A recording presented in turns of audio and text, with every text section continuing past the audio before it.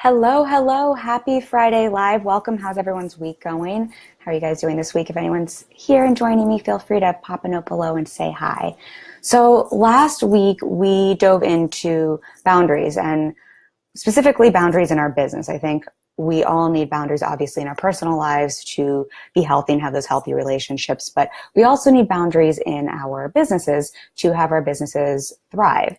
And we talked about specifically 3 tips on how to set those boundaries. I really think it's kind of 4 because I think that first pre-tip is having that awareness that we need boundaries in our business. And then I think those 3 tips we talked about were giving ourselves permission. This is something Terry Cole talks about, giving yourself the permission to set and have boundaries in your business. You're allowed to have boundaries. They're important. They're so, so important. The second step or tip was really getting clarity around those boundaries. What boundaries do we want to have in our businesses? And the third step was really communicating those boundaries and holding them. And after I shared this, I had a couple people message me, and it turns out boundaries are a bit of a hot topic, I think, with a lot of us. And there's, I think, a little bit of confusion around where we should be setting boundaries in our businesses. And are they going to mess up our relationships? Are they going to hurt our business? And so after hearing from a few people, I thought it'd be nice this week to dive a little deeper into this topic and talk about some areas that can be helpful to look at and set those stronger business boundaries. So who just joined me? Hello, who's there? Hi. We're talking specifically about business boundaries again. I'm saying how last week I heard from some people that there's a little bit of confusion around the clarity as to where we should be setting these boundaries in our business. So today I wanted to jam on 5 areas that we can take a look in our business and set these boundaries. Of course, there are a lot more areas in this, but I want to go into these 5 today. So let's start with the first area, and that is client and customer expectations. So I think this is possibly something that sounds like a bit of a no-brainer. Of course, our clients and customers need to know what to expect from us. But I think it's pretty easy to be vague about what our services and our products are going to be. And I think this can sometimes come from a place of insecurity or that place of wanting to please people and be everything to everyone, which we can't be everything to everyone. I hate to break it to you, but I think it can come from that place. And I think a lot of the times at the start of our business too, we so badly want to make it work that we'll be very unclear on what people can expect from us because we just want them to say yes. And that can create a very weak boundary. I think other times we worry that we're going to come across as too salesy or bossy if we get into all the nitty gritty in business talk and contracts and what people can expect. And so we avoid it. But what happens is the boundaries we set with people, and this goes in our personal lives as well, the boundaries we set at the beginning of a relationship are often the boundaries that carry out throughout the entire relationship. So if we're not clear with clients and customers as to what they can expect at the beginning, that weak boundary is going to carry on throughout the entire working relationship. And I think that's really, really important. And these expectations, I think we can have a fear that if we communicate these that we're going to possibly turn people off, but setting these clear boundaries and being really clear about what people can expect from us, I think actually puts people at ease because they know what they can get from us, they know what we're going to deliver, they know how they can depend on us. So some areas to look at here that you might want to set some boundaries in your business around those expectations. This includes contracts. This includes the scope of the work you do. What can you do? What can't you do? This includes deadlines. This includes pricing, your return policies. We talked about this a little bit last week. All of these are expectations that people can expect from you that you want to make sure that you are being really clear in communicating, whether it's on your website, whether it's on initial calls with people, if you're selling a product, if it's in that product description, that you're really clear on those to set that boundary. And that's going to help people feel really comfortable when they're working with you or when they're buying from you, but it's also going to set up that healthy boundary for you so you're not feeling resentful towards your business. All right, so that's number 1. Number 2, the next area I think that can be helpful to look at is our communication boundaries. And again, this is something that can definitely also play out in our personal life, but I think in our businesses, this is also important. Who's joining me? Hello. We're talking about areas in our businesses that we can set these business boundaries and have some better business boundaries. So communication. If you've ever been interrupted on the weekend by an urgent work email or gotten text from a client or had emergency come in the middle of, let's say, an evening date, this might be an indication that there is a weak communication boundary going on in your business. And I think on the flip side, you might have experienced what it feels like when there's a weak business communication boundary. If you've ever been that person on the other side, maybe with a question or an email that you want to send off to someone, and you've been hovering, wondering if you can even hit send and even talk to someone about this. And that is a weak communication boundary in play, and you're experiencing that on the other side. So in our business, communication boundaries can include hours people can reach you, how people can reach you. Can they email you? Can they text you? Can they call you? What your expected response time is. Are you going to respond to someone right away, or is it a 24-hour turnaround? Can people expect to hear from you on the weekend, or are you MIA on the weekends? Can people contact you with questions if they have a concern? Are you their go-to point person, or is there someone else? These are all areas of communication in our business. It's really important to take a look at and set that boundary around. And it's important to communicate those communication boundaries with people so they know what to expect from us and to set those. Otherwise, it's really lukewarm. People can feel really uneasy, and we can feel really resentful when we're getting those unwanted messages at unwanted times. Who else has joined? Hello. Okay, so the third area we might want to take a look at in our business to set those boundaries is with our loved ones. And I think this one can be, in my opinion, one of the tougher areas to take a look at and to set these boundaries. So I think a lot of us who have our own businesses, who are entrepreneurs, a lot of us came from the 9-to-5 world. We came from the corporate world. And if you didn't, I'm sure you know what that's like. And when we worked in that area, we probably didn't have our kids barging into our corporate office and wanting to play. And our friends probably didn't call us in the middle of our day just wanting to hang out.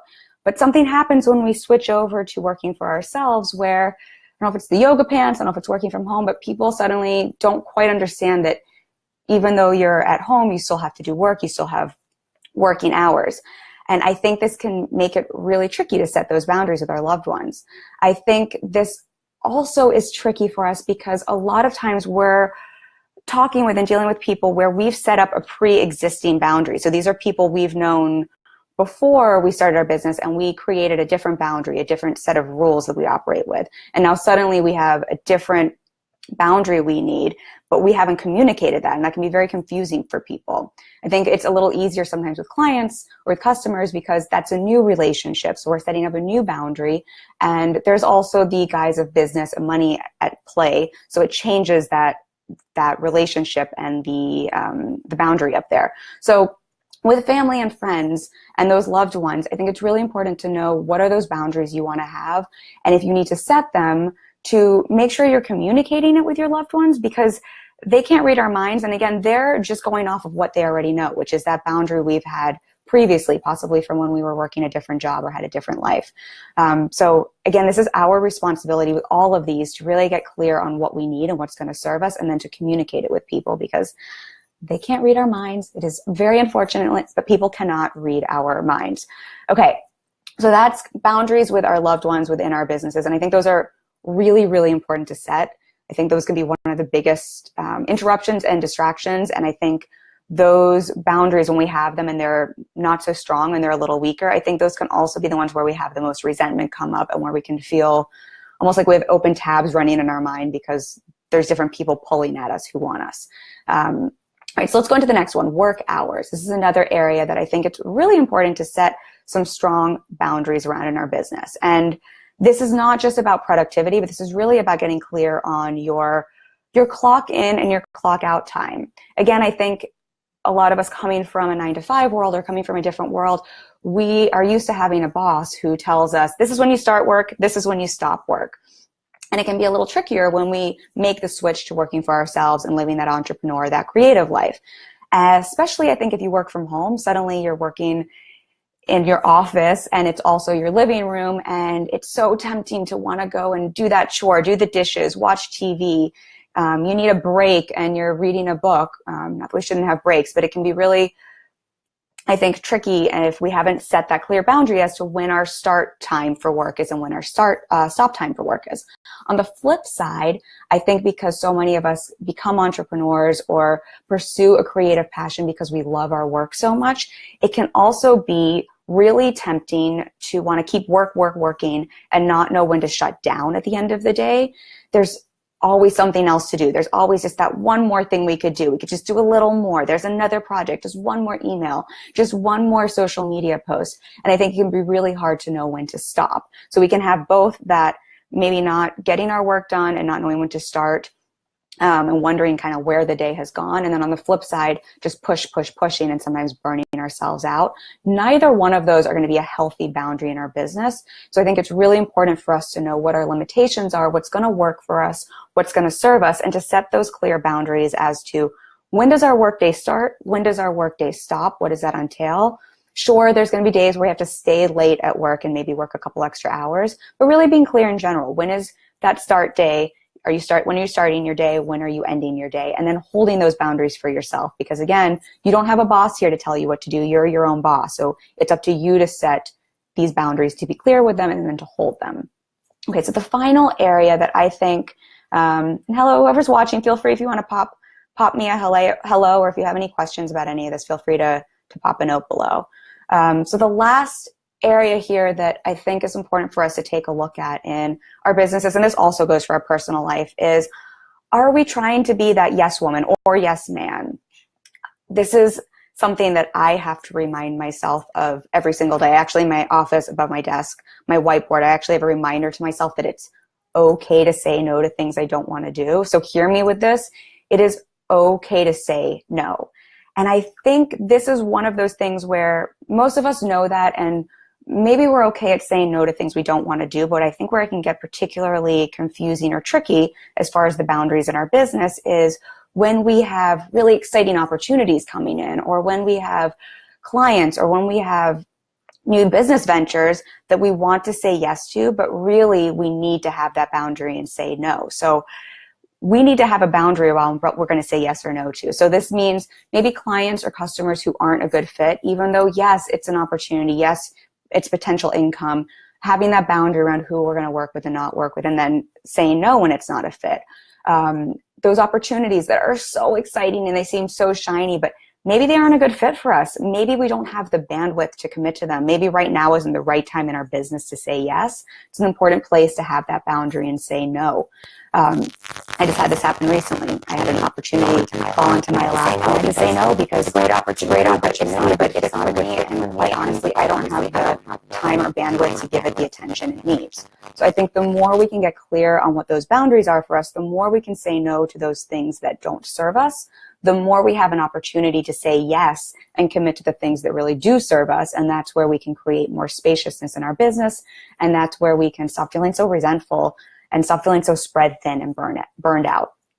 So those are the 5 areas I've got for you today that I think it's really important to take a look at and to get that clarity around where we want to set those boundaries. Of course, again, there are so many more areas, but those are 5 I think that are pretty common for all of us, and it can be a great place to start. So for anyone who's watching, if any of those resonated with you, I'd love to hear from you below. I'd love to hear if there's any other areas you find that you think are really important to set that boundary in your business around. If you have any questions, drop me the question below. I also, over in the blog this week, I'm sharing a link to, I have a free ultimate decision making guide. So if you're a little unsure of where you should be saying yes, where you should be saying no in your business, what are some of those decisions you should be making for those boundaries, I think that's a great place to start. You can find that over on my blog. I dropped a link for you. You can get that there. Other than that, I will be back next week with another topic for you. We'll jam live on that. I am wishing you a beautiful Friday, a happy weekend, and I'm wishing you your version of success. Lots of love.